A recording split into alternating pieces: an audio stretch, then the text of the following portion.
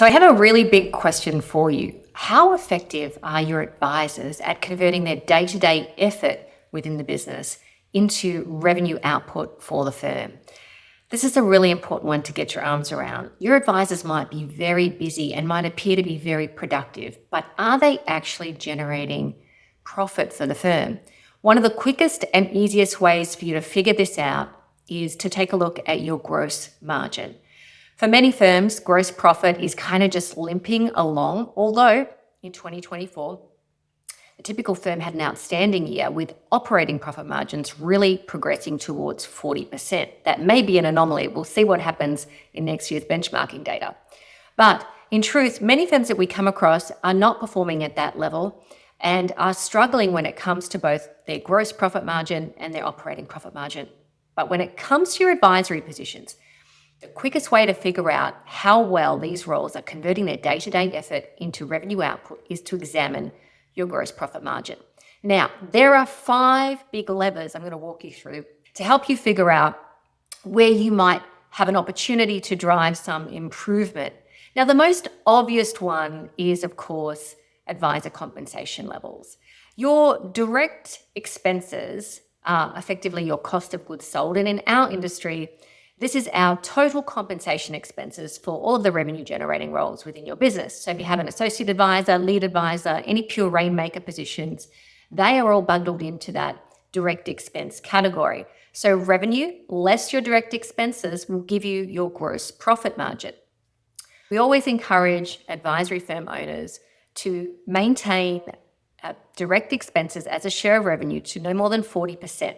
Okay, you want to cap it at 40% of revenue, and that will leave you, ideally, a minimum of 60% gross profit. So that's a helpful starting point. Pay very close attention to your advisor compensation levels as a percentage of revenue. They should not blow out beyond 40% of revenue. That's a very obvious one. But there are many other factors, levers that you have available to you that are directly within your control that you can pay attention to that will absolutely help to drive a stronger gross profit margin. The first one you want to pay attention to, aside from advisor compensation, is pricing levels. How effectively are your advisors implementing the agreed pricing structure of the business? Are they making a lot of exceptions, or they have special cases, or perhaps reducing fees to help serve smaller clients or the adult children of clients? You want to get a handle on that, because if we've got a lot of variety in the way that advisors are applying the pricing structure, that will absolutely impact on your gross profit margin. Remember, we want the advisors to be as effective as possible in creating revenue growth for the business and revenue, and the pricing that they apply during their discussions with clients is going to directly impact on your gross profit margin. The next one to have a think about is client mix.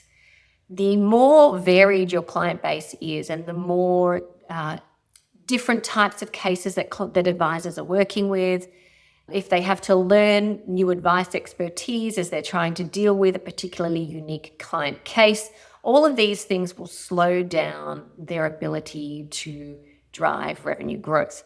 So it can be very helpful to be more laser focused on the kind of clients that you want to be dealing with, and not have sort of a very broad sweeping client base with clients which have very, very different advice needs. Try and keep it as tight as you can in terms of the sorts of clients that you're pursuing as a business.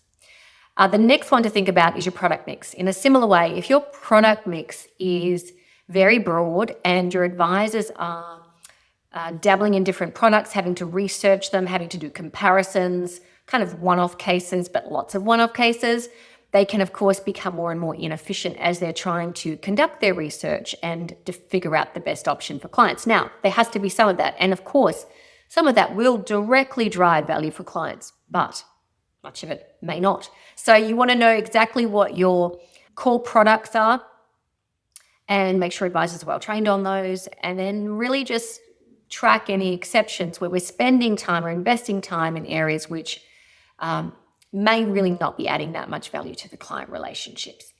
So beyond product mix, the last one I want to talk to you about is the advisor support ratios. Within any business, you have to have the right kind of non-revenue roles surrounding our revenue generating professionals And if you happen to be low on non-revenue roles, that means your revenue generators are going to be doing more of the non-revenue activity. And they might be scheduling meetings, they might be doing paperwork and preparing for those meetings, which really should be passed on to other team members, more junior team members that will be less expensive for the firm. Again, this will directly impact on your gross profit margin.